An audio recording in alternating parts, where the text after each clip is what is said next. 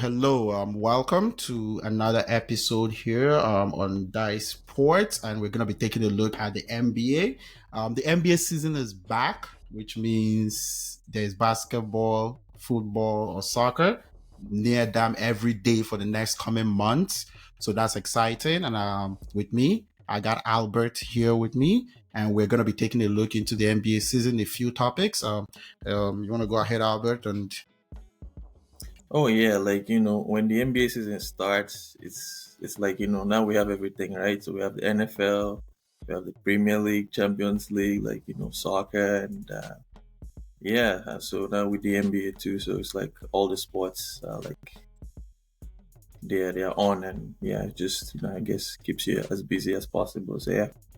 Yeah, so we're going to be previewing the season. Basically, not a full preview, but we're going to be taking a look at some interesting storylines we need to know going into the regular season for the NBA. I think the NBA is really interesting. Doing things like the playing tournament this year to keep the regular season interesting, and Yeah. also knowing that the NBA playoffs is like must-watch TV. So that's also the beginning of something like that for this new season, for the 2023-2024 season, which will be ending sometime next year around May, June.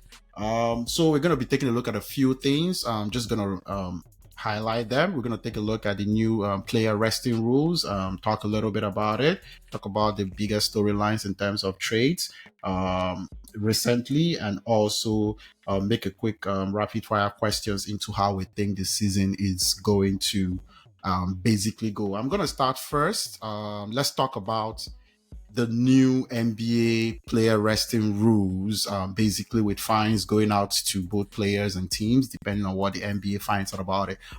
First, I want to ask what you think about that, and then I'll highlight the main issues or what people are basically talking about when it comes to those rules and whether it's necessary or not. I want to get your take first on it.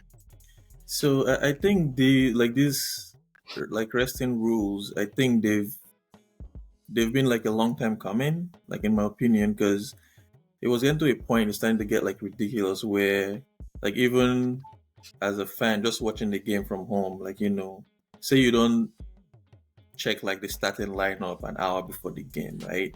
You just want to like watch the game. You turn on the TV and then like you see the stars, the all stars on your team, they're like rested. So yeah, it's definitely not fun. I can imagine for people like paying, buying tickets to actually like to go to the actual games and get there and find out like the person you're coming to watch is not playing. And I mean, if you're injured, we understand, but sometimes I feel like they just sit out because it's like like back to back nights like on the road, so you don't want to like play too many games.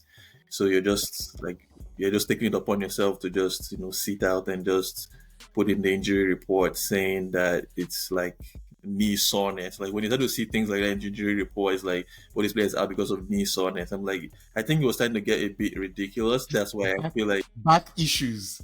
yeah, like back soreness and all They that. gotta So tell us what they're doing that yeah, blew their just back those out. nuances that you don't really think like make sense to why he plays it now. And yeah, it's just like and I know Greg Popovich, like with the San Antonio Spurs, I think he made this more famous, like the whole load management thing. And I remember when you used to have like the big three in Tony Parker, Manu Ginobili, and Tim Duncan. And like there's some games you actually sit all three of them out, or like even when Kawhi was there, I guess sit all four of them, and that's just ridiculous, Ben. Like so, I think the NBA is taking all those kind of things into like consideration. And again, if you're injured, it's totally understandable. But if you are not, and obviously, I don't think anybody's like ever like 100% fit. You always pick up knocks and all that during the season. But if you're like 80, 90% good to go, why not just go ahead and play the games, right? So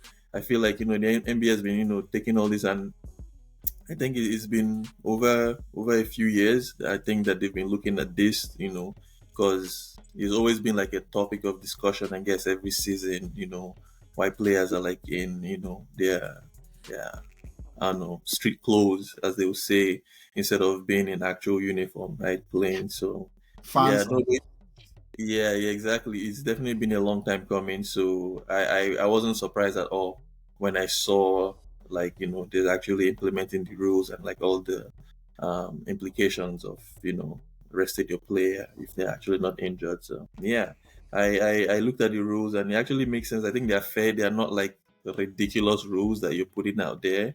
And even the one where it says like if, healthy players, that are resting for a game, that they should just be out there on the court for like fans to see them. I don't think that's too much, which I think most players do anyways. But yeah, I guess that's my short ramble on the whole thing. But yeah, Oh yeah, I think it's interesting to talk about it because I know for a few years it's been a much talked about thing with players basically resting with short notice, back to back games, and for me, even younger players that are just getting into the league being rested for one reason or the other. In my opinion, a lot of the reasons that they gave in terms of injuries is kind of with players with injury history, maybe, but with younger players, teams tanking and all that, there are a yeah, few things that I kind of looked around to see what are the major conversation when it comes to player rest. So the first one is what you actually mentioned, which is about the fans, right?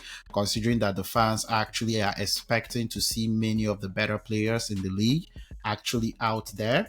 Um, and it's something that has to be taken into consideration when they're buying their tickets with the play. If the players are healthy, they're hoping that they will be able to see a lot of the superstars. And the NBA is a player driven league. It's 5 players on the court at a time.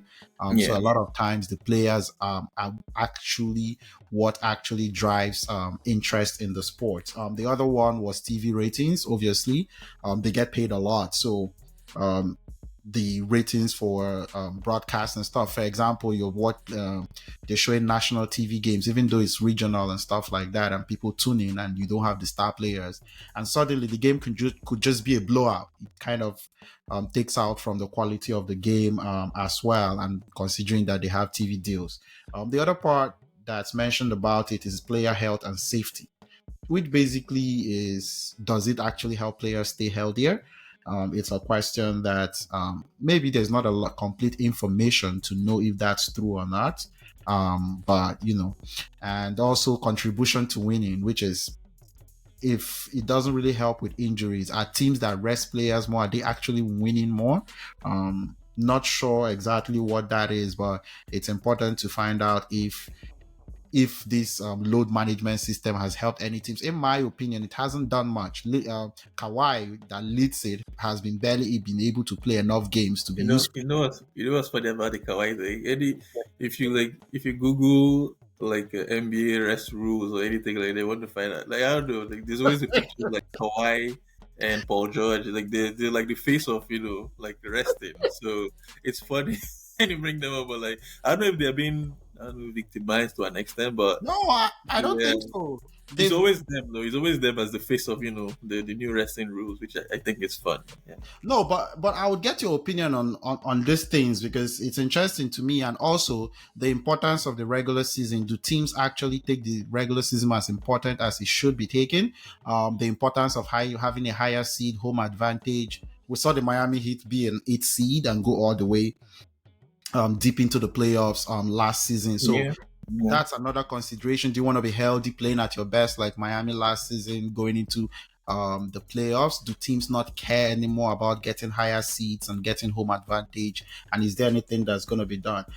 Basically, just based on those things, you've talked about fans complain, but when you talk about player safety, contribution to winning, importance of the regular season, how do you relate it to player resting, like resting of the players in the NBA, or load management as they would prefer to call it, like saw back or tight back or something like that? Yeah, like you said, I don't think resting the players is really making them I don't know win more games Or because be healthier? I don't. or be healthier really because like I get it that you're trying to I don't know is the 82 games too much too grueling for you to play that you only want to like play I don't know 55 or 65 in the case where you want to be considered for like an season MVP. award. Yeah, right. So Yeah, I don't know. Yeah, if it's really making that much of a difference. I mean, in terms of like player safety, like or like what are we talking about here? Like, how are they not?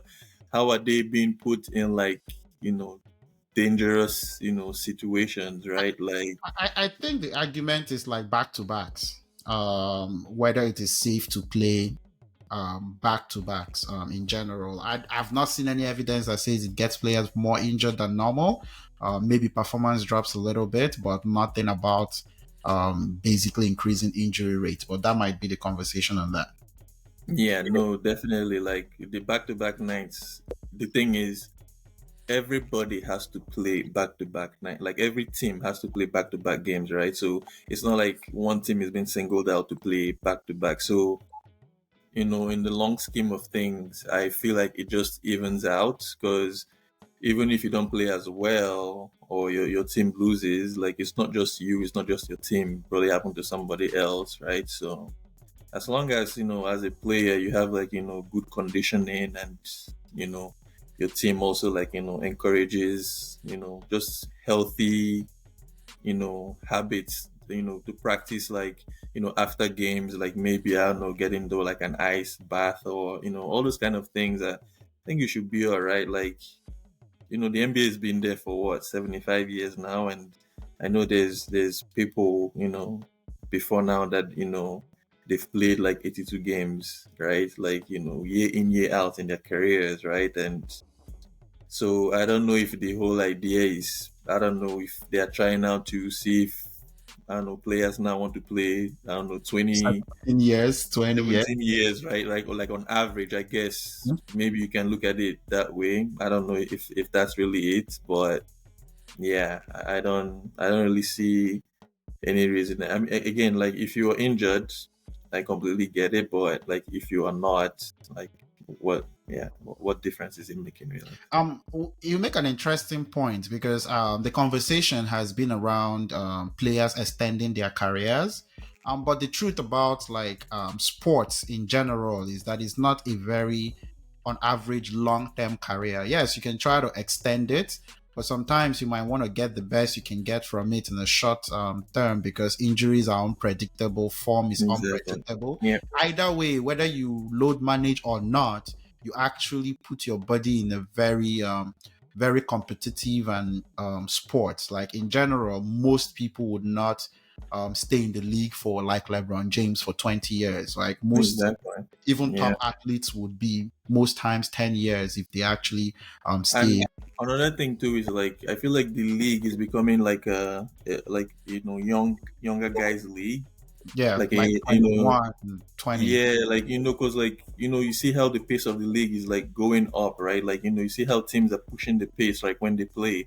So I feel like even if you're trying to extend your career, I don't know, to play till I don't know, you're 38 or whatever, you just won't be as Effective. effective. Yeah. Yeah, exactly. So I guess all that too has to be taken into account. So, yeah. Oh yeah. Because Then the I yeah. always remember like the when the Lakers tried that experiment where they had like so much like older guys on the team, like the team's average age was like I don't know, like 33 or 33 or something. something ridiculous like that, right? And you could see like when they played these other teams that like play fast pace, you see like the younger guys, they can go up and down the court, and these older guys, they just can't keep up. So that's definitely like an example they can use. Oh yeah, I think it's a much younger league. It's being played at a faster pace. Yeah, Individually, I would think that they want to extend their careers and stuff, and hopefully that they are able to extend it as much as they want. But when you look at even when you look at the kind of technology that they have right now, the medicine, the advancement in technology, they still have a lot of things that can keep them in better shape than before. yeah, 82 yeah, game season, that might be a lot, but that also contributes to why they get paid a lot.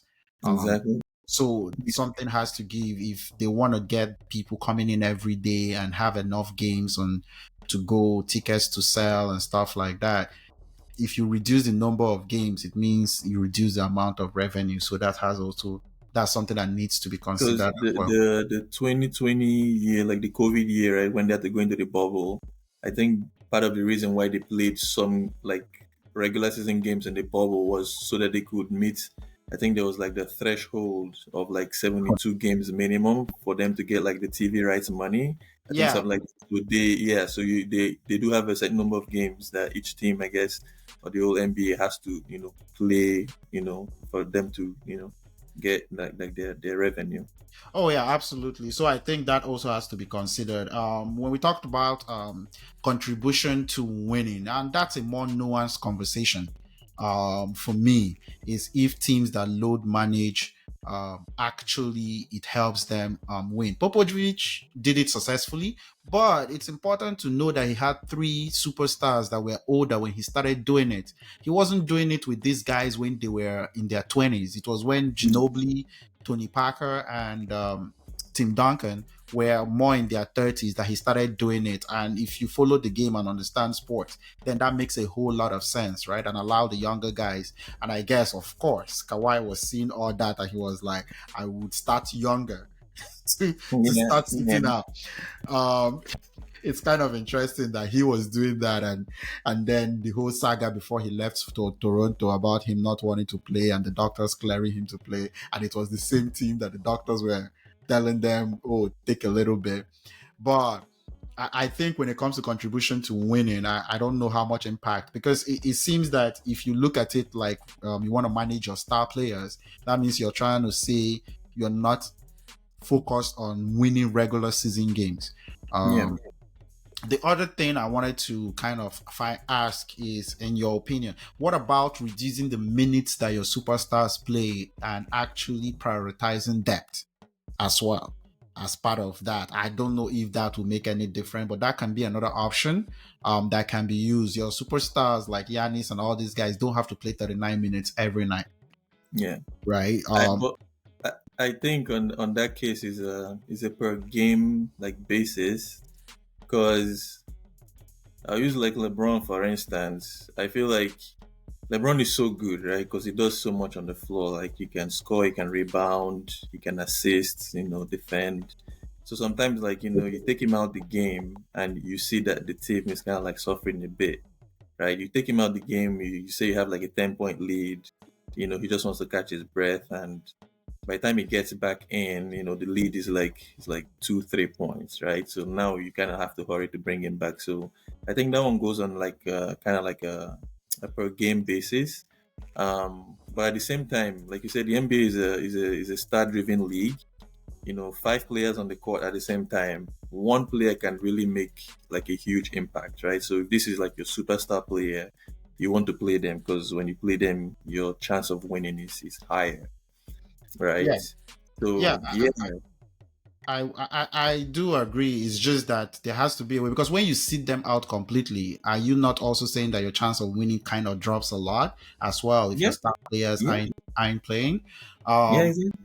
so yeah, so I think that's another thing to consider. But I think it's an interesting conversation. I'll see how the fine. I don't think the fines are going to do too much. Teams are still going to make the decisions Okay. for their team, but at least it just shows that the NBA kind of notices and doesn't want that to continue.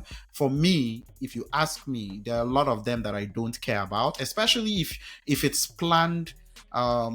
Load management, you say 24 hours before time so that fans know, or stuff like that. And if it's more for veteran players, I see first year players, second year players getting nights off 5 10 times in the year, and you're like, you're getting used to the league. Like I don't get it. Like if you don't play 82 games now, um when are you gonna play? And you can get used to that whole routine, and it can also backfire in a bit.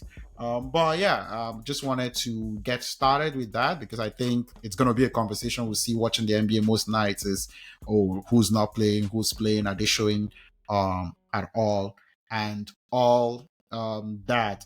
Going to the next thing, which are the late movements or transfers, the main one basically that happened before the season, which is the trade by the Milwaukee Bucks for Damian Lillard, thereby giving off Grayson Allen and Drew Holiday that finally to Portland Trailblazers that finally Drew Holiday ended up in Boston. When you look at that specific transaction with their new teams, focusing more on Drew to Boston and Dame to Milwaukee Bucks, what do you think, and how do you look at those arrangements with those two, in my opinion, two impactful players?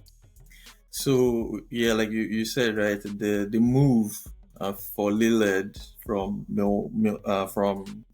Portland. Portland to Milwaukee kind of, I guess, sent Drew to Boston, Yeah. right? So it's not like it happened directly, but like had to be traded and all that, had to make it work. So, but I think it worked out perfectly for Drew. Um, for me, I feel like Drew, like Boston's acquisition of Drew Holiday, is was my favorite like off-season move because I feel like they had lost like Marcus Smart, right?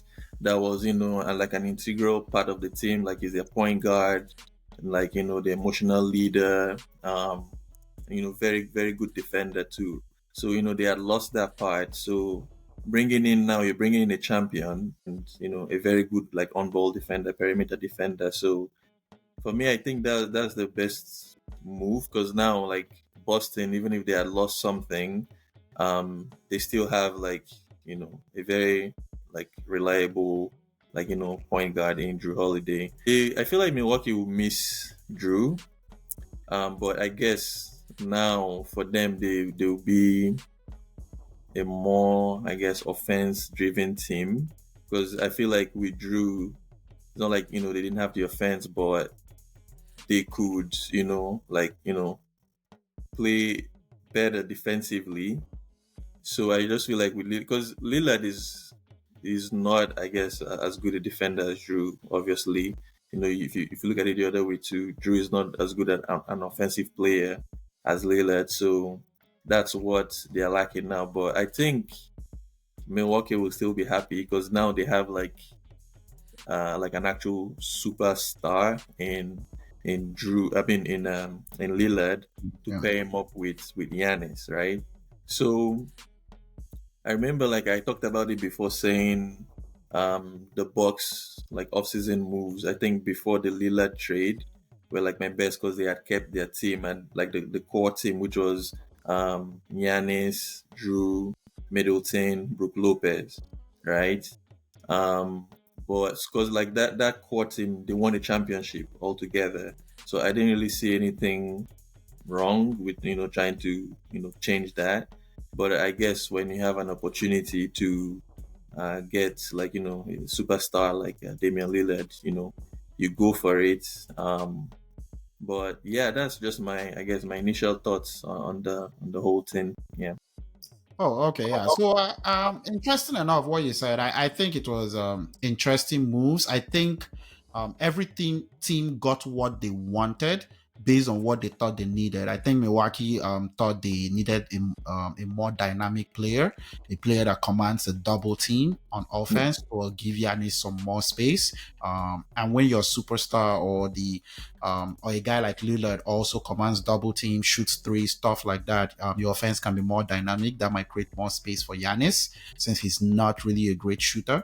So probably got a dynamic that they were looking for, but I think the defensive part to Drew's game, as an on-ball defender, they would have to adjust to that. Now on the perimeter, I think they are a liability. It's not a great defense on the perimeter with Drew, Malik Beasley, I would think, and Chris Middleton. Drew kind of defended the best wing players a lot of times and stuff like that. And they did have Wesley Matthews and stuff, but it's not a great wing defense, so they might need to adjust to that. Inside with Bobby Portis, Brook Lopez, and Giannis, they would still be pretty decent inside. But it will be interesting to see how their perimeter game actually, like their percentage allowed for threes and stuff like that, how it adjusts to Lillard. As for Boston, I think they just basically replaced Marcus Smart with more of a veteran. He can shoot the ball better. He's a more reliable defender. I would say Marcus Smart was a really good defender, but Drew is longer. He can defend more positions and stuff like that. and also he has won and all that. So if you were going to let go of Marcus Smart, that's a good move. But that is also it's also important to point out that as part of the trade, Boston Celtics lost depth in Robert Williams and Grant Williams. Well, Yeah, Grant Williams went to Memphis, but that was it Memphis? No, Dallas. Dallas Dallas, Mavericks, that's where Grant Dallas. Williams went to. But they traded Robert Williams as part of the Drew Holiday trade as well. So that would be interesting. We'll talk about that probably as we go on for the team. So I think that was interesting. The other interesting thing that has happened recently has been over the course of the summer, the James Harden saga, basically. I wanted to find out what you think about that. It's been going on where he, while he was in China, he called the GM of the Philadelphia 76ers a liar and basically has no intentions of playing for the 76ers and holding out till he's traded. It's been a James, I wouldn't call it interesting. I would say it's been a James Harden, it's a James Harden situation. So what do you think about the James Harden situation again? So you know what's funny to me about the whole thing is that now, like Daryl Morey, right? That's his guy, right? That was his GM when he was in Houston, and now he's GM in Philly as well. So everybody knows about how close they are, like how good of a relationship they've had this whole time. The funniest thing to me now is the fact that he can't call the man by his name anymore. He refers to him as front office. I just feel like that's the I don't even know if I'll say petty, but it's It's James ridiculous. Harden. I don't Yeah, even like know. Sometimes I don't want how, to use like outside how, words. It's what he's been how, doing for a minute. how you refer to the guy as front office, the front is whenever I hear that, I find it's so funny. Like it's so funny, but hey, listen, they say history has a funny way of repeating itself, right? If you've done it before, you can do it again, right? So he did it, when he was in Houston. They say he put on a fat suit, coming back in the training camp. That's his because he wanted to be traded. He wanted out of Houston, and he got his wish. So he got traded to Brooklyn, and in Brooklyn he was supposed, he was paired up with Kyrie and KD, and that was supposed to be the new big three in the NBA. They were supposed to go ahead and win like a couple championships, if not all I don't know all the years they were together. They were supposed to win, but that didn't happen. And once he sensed that things were not going right, and he was saying that maybe they were not all on the same page or whatever the case may be, he elected that he wanted to be traded. He asked for a trade again, and he got it. And it was his guy, I guess, Daryl Morey, that made that happen. Right? Traded Ben Simmons to Mhm. Brooklyn, and then him from Brooklyn to Philly. And I guess it all worked out for everybody because Ben Simmons wanted out and James wanted out, so they just tried to make it work, and it worked out. And now he's here, and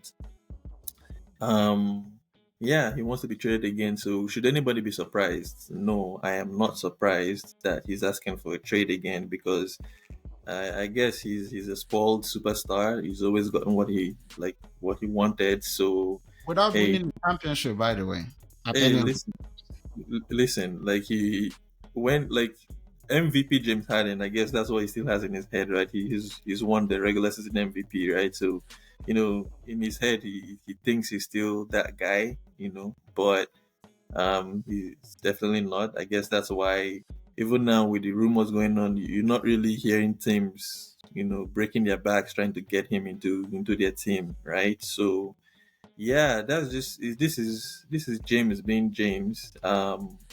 I guess he will end up getting traded again because he's just not a happy camper, and I don't see how there's unity in that team. Like with Joel wanting to win now, and him having like a reluctant star playing alongside him. I don't really see what the win would be for Philly keeping him. So I think he would end up getting his wish again and be traded from the third team in like how many years? I don't know, 5, 6 well, years. Yeah, it doesn't about the number of teams he's played in, which is Houston, Brooklyn, Philadelphia, OKC to start his career. He yeah, basically wanted his way out from each of the teams for good reasons. Sometimes, like OKC when he was a sixth man.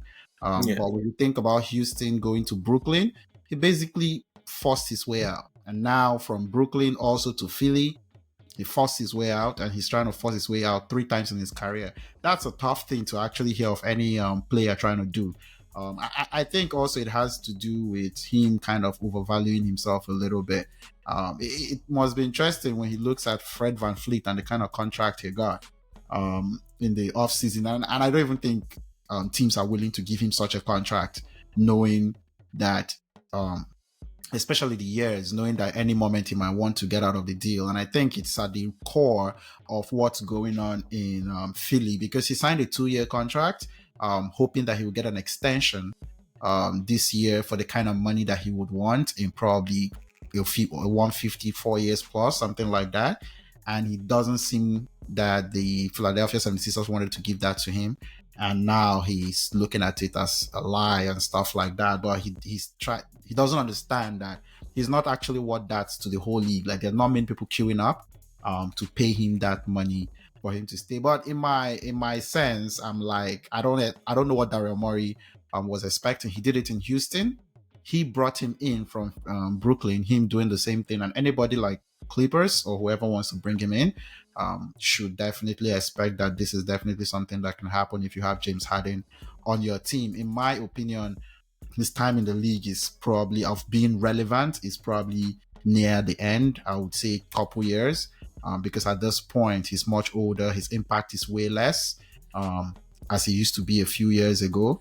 So I don't think this might be the last times we talk about him as the superstar that he actually is. The other I thing, yeah, I think he should look at his friend Russell Westbrook, right? Because yeah, Westbrook was on that, supermax deal that he had last year when he opted in to 47 million or something like that, mhm, right? And now he's on a what, 7 million, two yeah. year deal, something like that. So he should look at his friend because again, he's Westbrook was also a regular season regular MVP. season Um, MVP, right? And you're taking your team to the playoffs, all that. So yeah, he should definitely take a look at that and see, you know, this contract that he opted into. Could this be his last big last money big contract? contract. Yeah, I mean, I know, like, if I may play devil's advocate, it's hard when you're dealing with money, because I guess what is really, I don't know, hurting him now is the fact that I think he might have lost a little bit of money from last year. I think he took a deal where, like, if a team friendly deal yeah. where he could let what's his face, PJ PJ Tucker Tucker.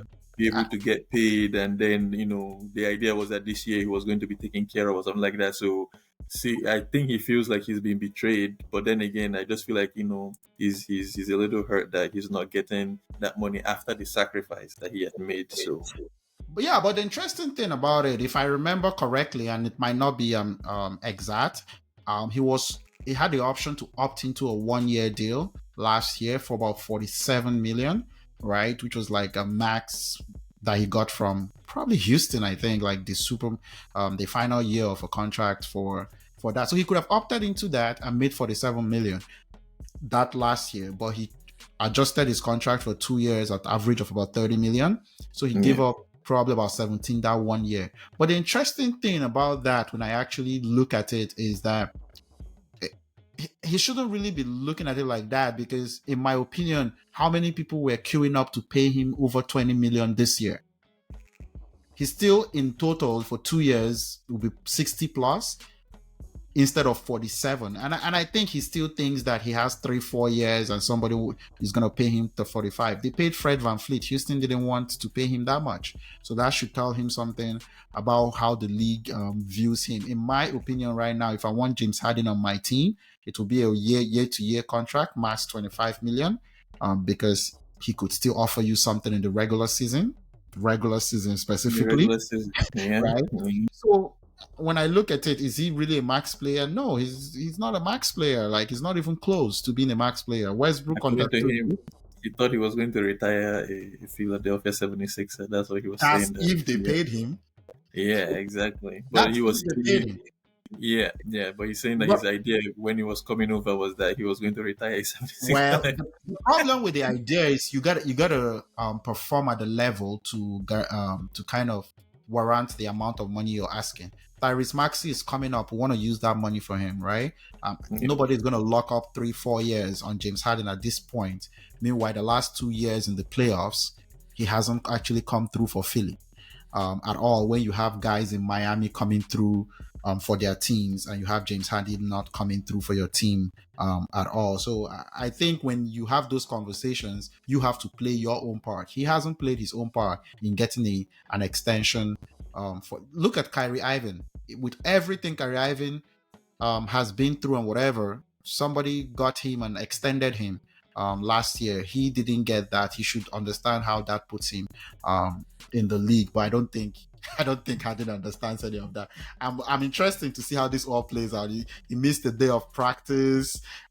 Nick Nurse, the head coach of Philadelphia 76ers, has to deal with all of this. So this would be an interesting thing to see how it plays out. In my opinion, Harden can't help anybody worth 20 million in their team. If he comes in the way Russell Westbrook came in Clippers, 15, 20, definitely worth it. But do you want to Yeah. call him your second or third best player? Absolutely not. I'm not. He's getting older. It's not something I want to do. He has not improved over the last 2-3 years as an older player or adjusted his game. So not really interested. The other thing I wanted to look at, I know we didn't talk about this, but I'm actually excited to talk about this. What do you think about the Phoenix Suns big three? It's just outside there, just to throw it out. I think I like the big three. I saw because I think okay. Let's just put it this way. I think they're going offensive.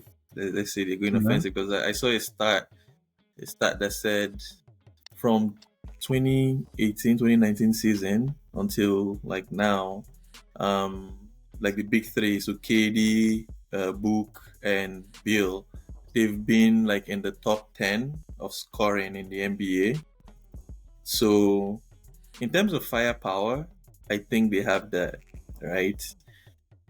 I think another big thing too for them is getting rid of DeAndre Ayton because I feel like he was that fourth piece that didn't really fit because he just looked like out of place. Like he doesn't seem to I don't know really get along with the team. He doesn't look like he's too happy. There's Since just the playoffs he, incident with Monty Williams, yeah, his body language on the team has just not been right. Like so I think that was a good move too for them to like get rid of that him. was a max extension. Exactly. Right. So and again, I guess too, they've gotten rid of Chris Paul that had, contracts, right? That was still under contract. So, in terms of the books, I think they've done all right. And in terms of the big three, I actually like it. I want to see, yeah, I do want to see how they'll play. But I think it makes sense now. Devin Booker, being more of like the point guard, like facilitator, Bill shooting guard and KD always be KD, right? Do his thing. But I do like them. If everything clicks, no injuries and everything, I see them as a top four team in the West. I think, yeah. Oh And, yeah. and and with the pieces too that they have around them, like the role players and the guys that come off the bench, obviously it might not be too great, but I feel like if you have that big three, if you can score and having a coach now like Frank Vogel that is kind of like a defense-minded coach, I feel like they can strike that balance between offense and defense, and yeah, like but in terms of the firepower, I definitely like it, man. Those are three bucket getters, like they can bail you out of any tough situation. Like the book was on fire like this last playoffs, like in terms of like his numbers, like the percentages and all that. It was crazy, it was ridiculous. So yeah, like I like the big three, and they're definitely one of the teams that I want to see how everything will unfold for them, with again like with coach Vogel, being fired from the Lakers. I think he'd want to prove something, right? Because he already is a championship coach, right? So yeah. Yeah, I just got excited watching it in the preseason. I never knew how it would turn out, but I just think it's must watch, right? If three of them is on the floor, it's gonna be exciting. I don't think they're gonna among the top two teams in the West, probably somewhere around the top. I They're said not top gonna, four. I said top yeah, four. top four, yeah. Mm. It sounds like they're gonna be great. There's gonna be a huge adjustment period, huge defensive issues, but my goodness, if you want to watch offense, I'm telling you, like Their power it it will be unmatched in the league. It will be unmatched. Yeah. in preseason, it's like who you gonna double team like on the Oh wing, no, like there's no double teaming. ah, No double team. Just pick your poison, I guess, and die by your poison. and and the three guys are good in the perimeter and they go to the paint really well. So this you're not cheating off of let him shoot or any three of them to shoot, or you're not gonna be like Any combination of any pick and roll you want, however you want any it. You pick your poison. anyhow you want it.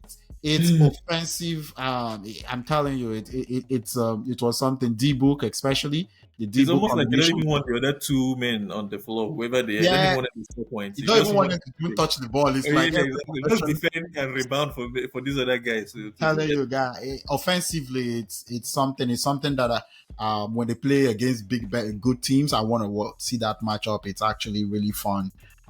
Those three big And players. KD too should kind of, I guess, have a point to prove. You know how they said he hasn't won anything outside of Golden State, right? So Yeah, I think he definitely has a the little chip perfect on his opportunity to shoulder. do it. Exactly, They have exactly. everything to do it, but I wouldn't say they're odds-on favorites. Their Hmm. depth isn't that great. But I think their shooting is really good. Defensively, they're going to struggle in the paint. Um, you get someone like Embiid come down there and back them down. It's not going to be a good. Giannis coming in with Brook.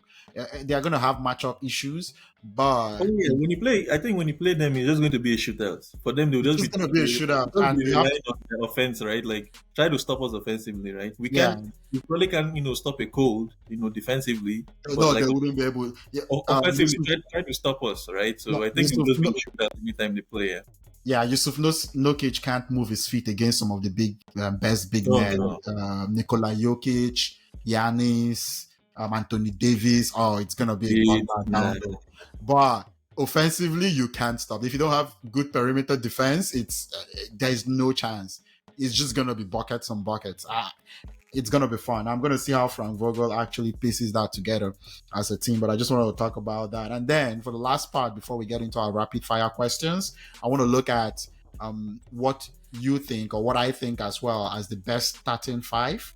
Not ignoring depth and all that, but I just thought let's talk about the best starting five in the NBA going into the season and what we think. I'm going to run down some of the people I think are the candidates about the big teams of their projected starting five. I'm going to start with Boston. You have Drew Holiday, Derek White, Jalen Brown, Jason Tatum, and Porzingis at center. There is another iteration of this where Derek White is on the bench and then Al Horford plays as the center and Porzingis as the power forward as well.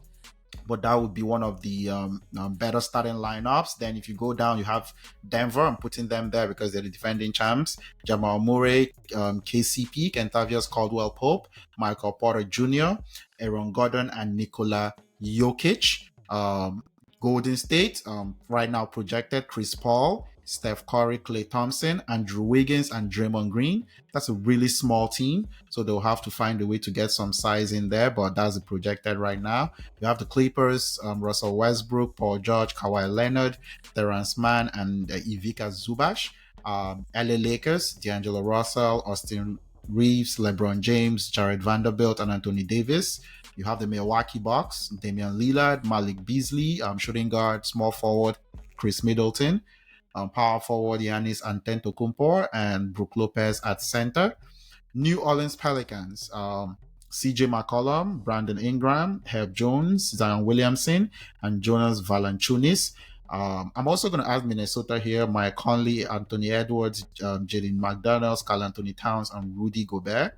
And then I would say also I would add in here Phoenix, which is Bradley Beal at point guard, Devin Booker shooting guard, Josh Okogie at small forward, Kevin Durant at power forward, and Yusuf Nokic at center. When you look at the ones I mentioned, or if you have any other one, which do you think is your best starting five in Oh the yeah, NBA? for me, I think it's the Boston Celtics. So we have Derek White, Drew, Yeah. Jalen Brown, Tatum, and Al Kristaps Horford. Porzingis. Oh, No, Porzingis, sorry, Porzingis. Yes, yes, yes. Yeah. So yeah, for me, that's definitely like my best starting five. Again, like I already talked about, how I feel like Drew's acquisition is the best for me. So just having him in that team, Derek White last season was like he was playing better than I guess in like his previous years there in Boston. So I think that continues. Having continuation under like the same coach. Even if last year was his first year, yeah, that also helps. So yeah, I definitely like that team, man. As long as they stay healthy, especially Porzingis, yeah, you know, defensively, you can tell like they're good. Like perimeter defense is good. There's rim protection. There's like offensively, like shooting yeah, everywhere, there's even to the shooting. center. There's 3 points. Like yeah, like I just see that team as the most complete team. Like in terms of like their starting five. Yeah, Oh in my yeah, opinion. I would agree. I had a couple other teams in consideration. But yeah, the Boston team, especially with the smaller lineup without Al Horford, I think that's a very good team. The wing perimeter defense is really good. There's decent shooting everywhere up to the center. There's size. Porzingis is over 7 feet, so he's Oh yeah. decent size. You have Jason Tatum Yeah. and Jalen Brown helping out as well. There's literally everything you want in your starting five. Derek White is improving a lot, so I really like that. So this team starting five is excellent, in my opinion. Their depth questionable. If anything happens to Porzingis, I think they have a huge problem. It's like sound the alarm. No, We yeah, have that's where I say like health like plays the biggest factor for them. yeah, without Robert Williams, it's Al Horford. He's 30. He's old. That's Yeah. Al Horford is old. I don't expect him to play a lot in the regular season. He's old, so Porzingis holds the key to the size that they need to be competitive. Because without Porzingis, you can't count on Al Horford night in and night out, and they'll be really small. After losing Robert Williams and Grant Williams, basically in their forward positions as and center. So I think, but yeah, I had definitely had to consider the Phoenix starting lineup. But defensively, I can't. I don't like them that much. Yeah. Also, the starting lineup for the Milwaukee Bucks will take a while to get used to each other. They also have perimeter defensive concerns that I would have in that team. So I would also say Boston as well. But I think it's gonna be fun. There are a few good starting teams and closeout teams out here in the NBA this season. Okay, so now we're going to transition into rapid fire questions as we round up. This time we're going to go a little bit faster with the questions. The first thing I wanted to ask is so we're just going to do this on rapid fire. Which are the teams you think are coming out from each conference going into the NBA finals? So basically, Western Conference Finals candidates and Eastern Conference Final candidates, and the team winning it all. At this point, Um. a lot could still happen. Yeah. So in the West, I guess I'm still a bit cloudy on who will make it to the conference finals, The but West is interesting. like the other team, but like I'm making a bold prediction, and I'm saying the Lakers are coming out of the West. I like it. That is I my like bold it. prediction They were because last lowest seed year. last year, and they Yeah, did they were play. lowest seed last year. After the trade deadline, they kind of figured stuff out. They made it all the way to the conference finals. They got swept, but they kept it close all 4 games, right? Like there wasn't like any blowouts or anything like that. So, and that was against the now champions, defending champions in the Denver Nuggets.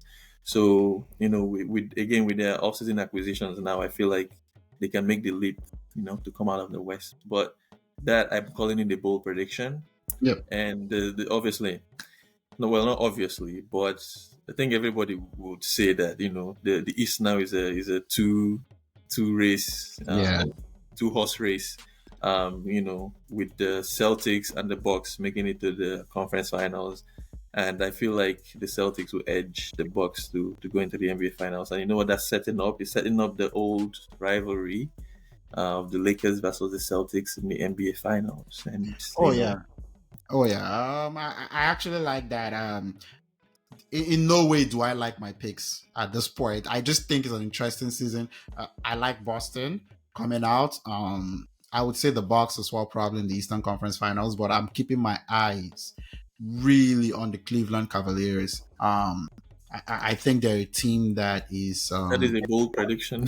yeah, I'm keeping my eyes on the Cleveland Cavaliers because I don't think the Sixers are much of um I don't think Sixers get there to the finals. I don't think the Miami Heat get there. They haven't made Well, it trades yet could change to things, the right? Sixers haven't made it yet to the conference finals with Joel Embiid, right? So I can't just put them there now. I Yeah. can't.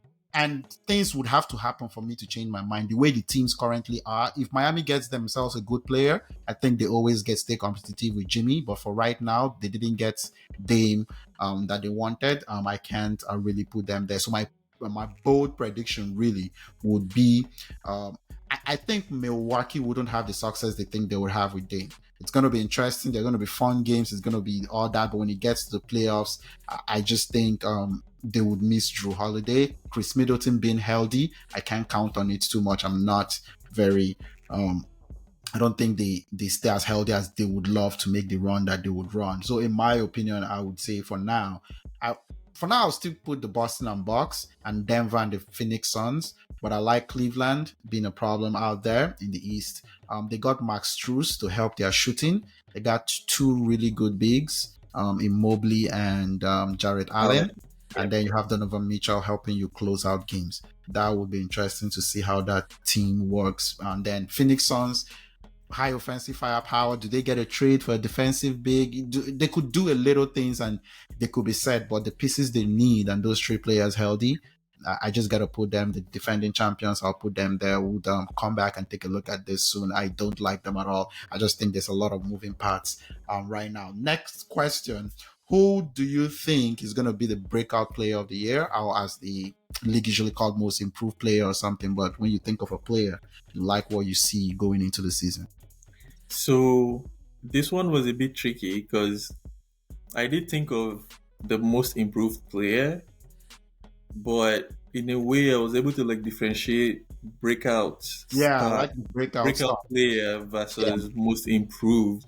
So for me, like most improved will be like, obviously like most improved. I don't know. They do have that award, right? Like they most do have improved. an award for that. A player that Yeah, like exactly. But I just feel like a player that would take his game, to the next level, in my opinion, would be Jalen Green of the Houston Rockets. I don't think he will be like the most improved player in the league, but I just feel like he would be that breakout star. For me, I say like, okay, so he's 21 years old now.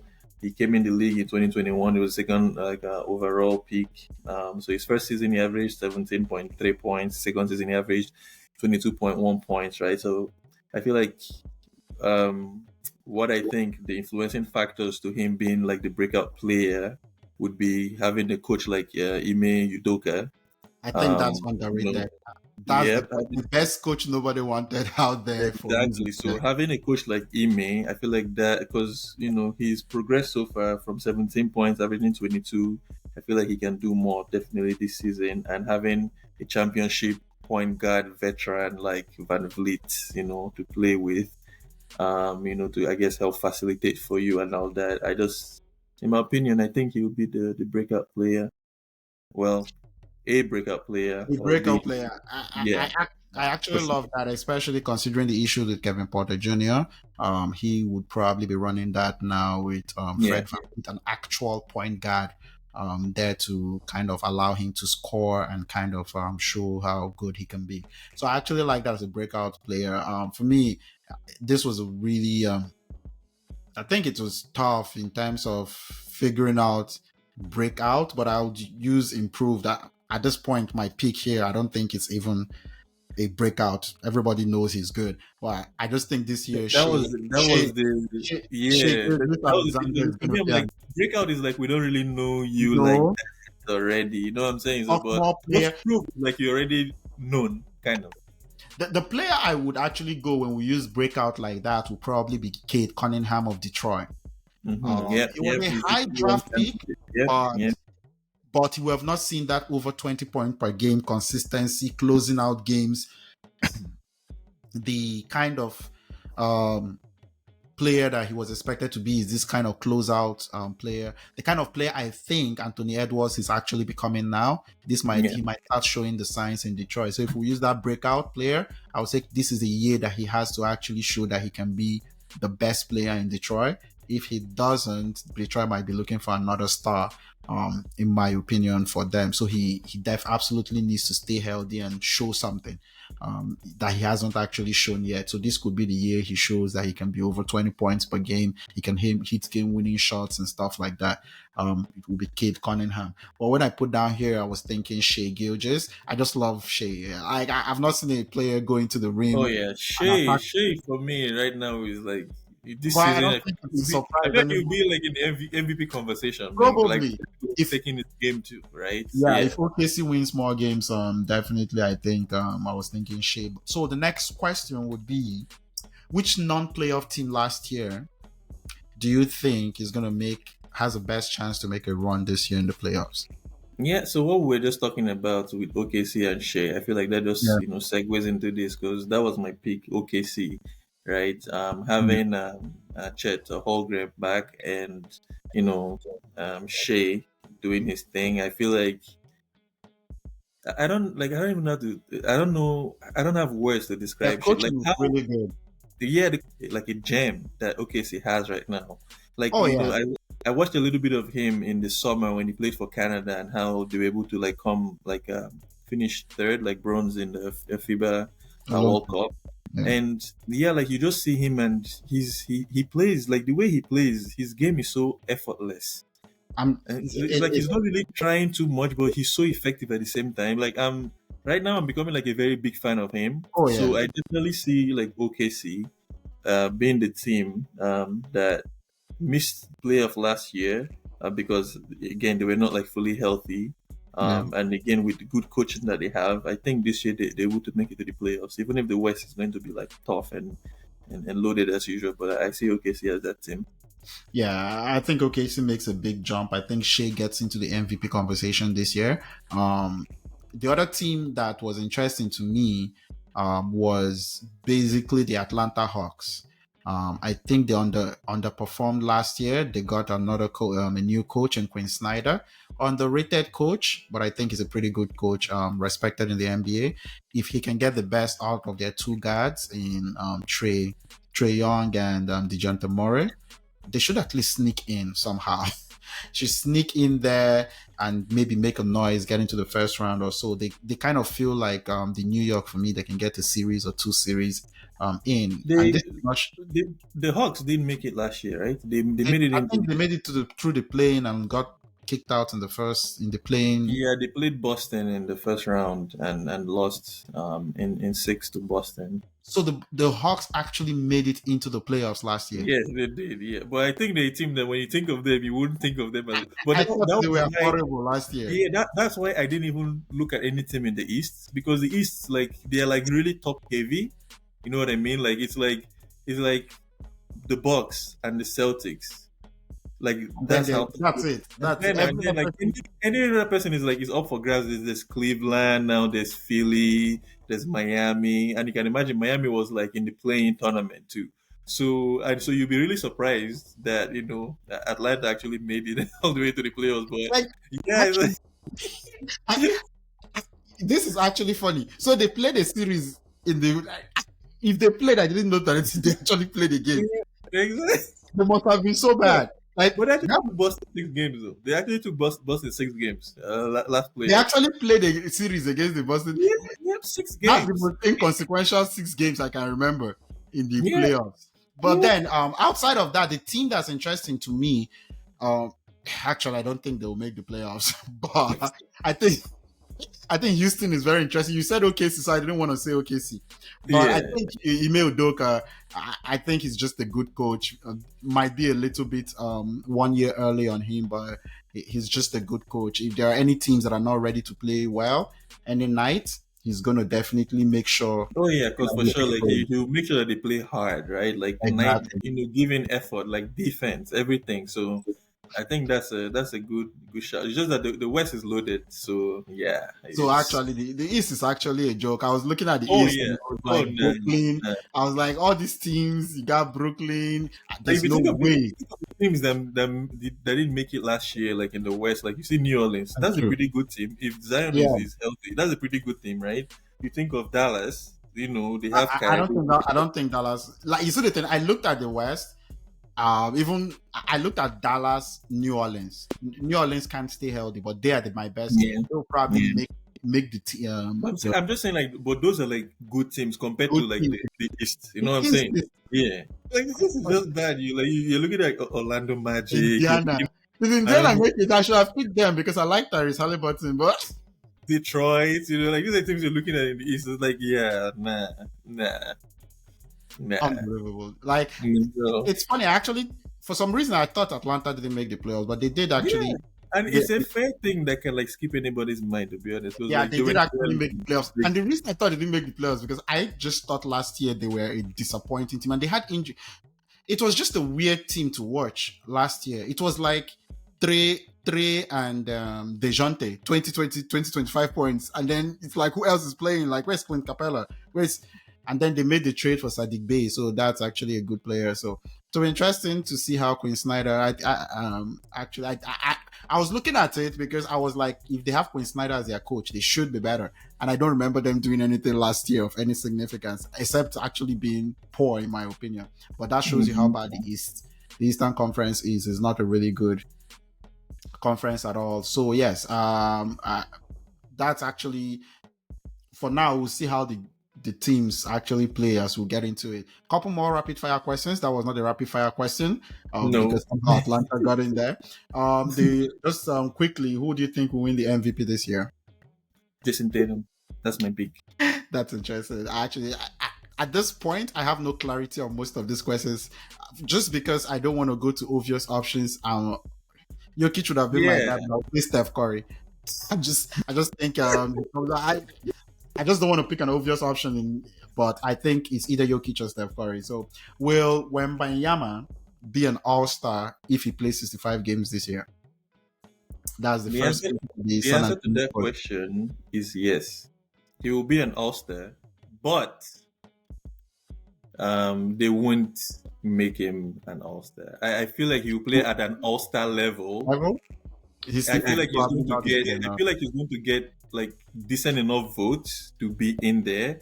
But I just feel like the NBA, they have that thing where as a rookie, they don't just want you to be at the first year All Star, right? So If he's unfortunately, if he's top two in blocks, 6 7 rebounds, 20 I don't points think it per matters game, what you do. I don't think that matters. They and just have that and bias. you I think don't. he's top 10 going into the All-Star break.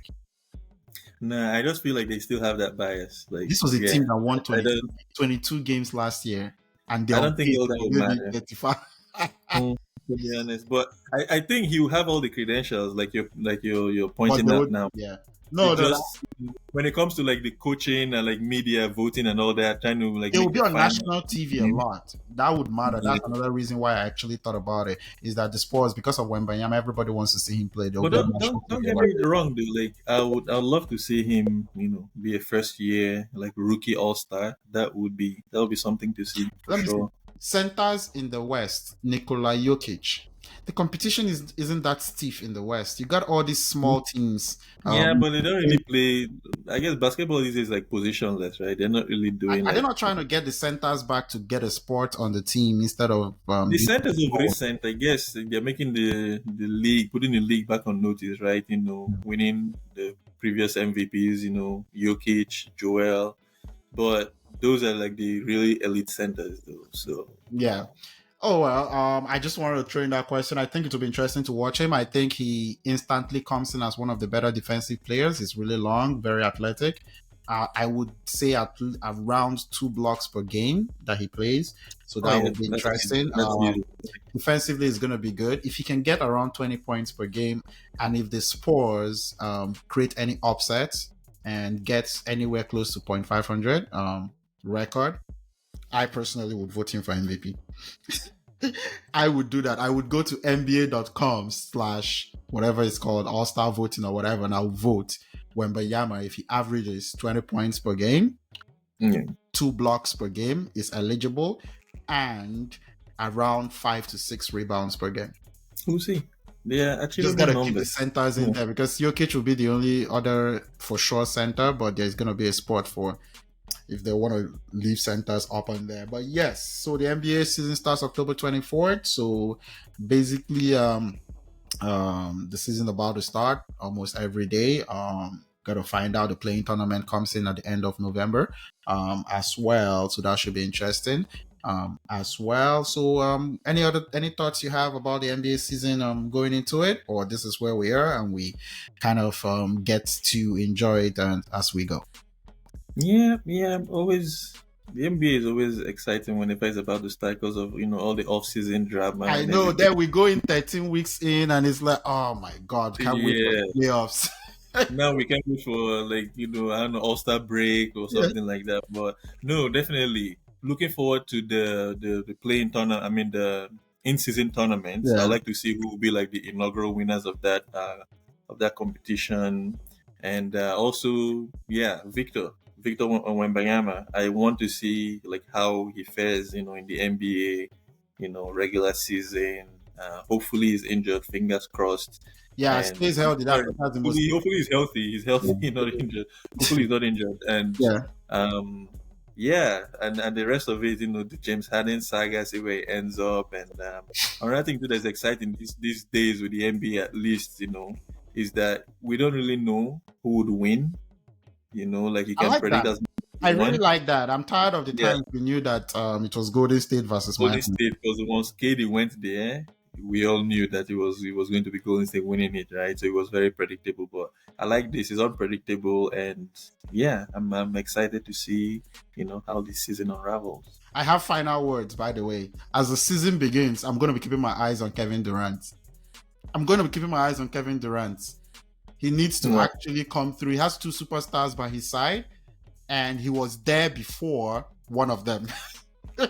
so, Oh, so this time around, he has an opportunity to say, "I'm a leader in this team." Even though I think Devin Booker is the heart of Phoenix, but he can say, "I'm a leader of this team," carrying two other guys that hasn't won a championship. So now he can be like, "I'm the guy that has won. I will teach you guys how to win." Even though I don't think that he's the one that won that can teach the other guys how to win, but anyway, it, he can actually say that, and let's see if he actually gets it done.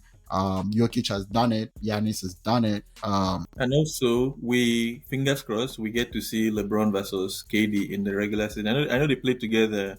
I mean, they played against each other, when like does in the preseason. when does But LeBron play we haven't former actually seen old? we haven't actually seen that matchup, like KD LeBron matchup, since 2018 finals, right?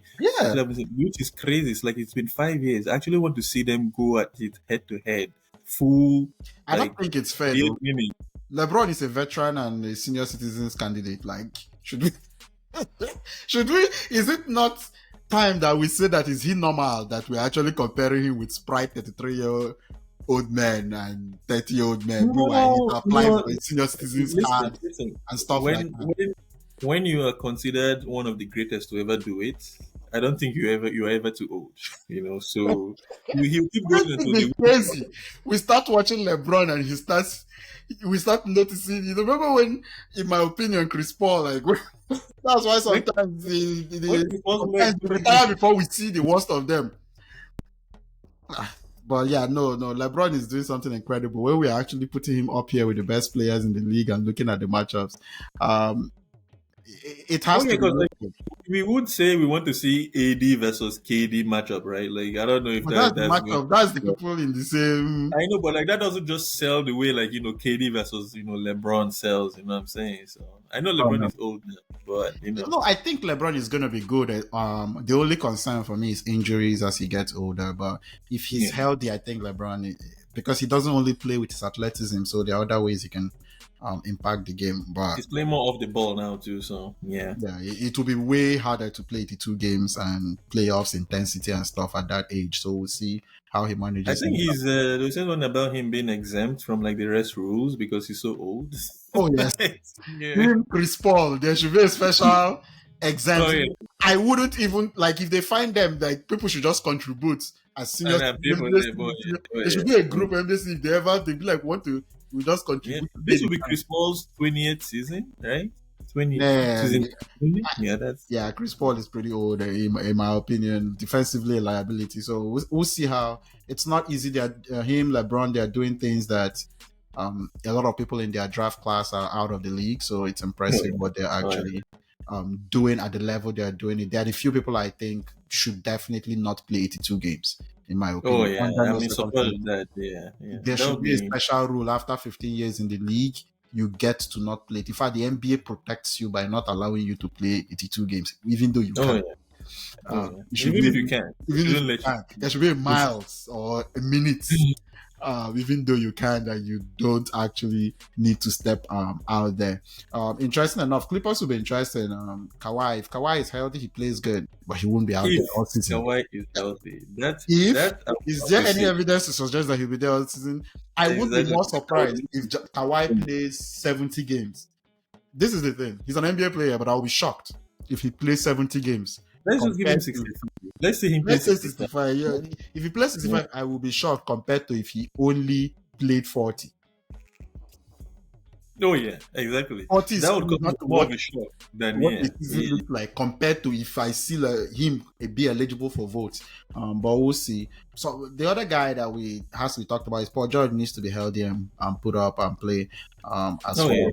So for the team, but it's gonna be an interesting season. Thank you so much, Albert, for coming on the NBA preview for this season. We're gonna be out here monitoring and seeing how things go as well. Appreciate it. Any final words?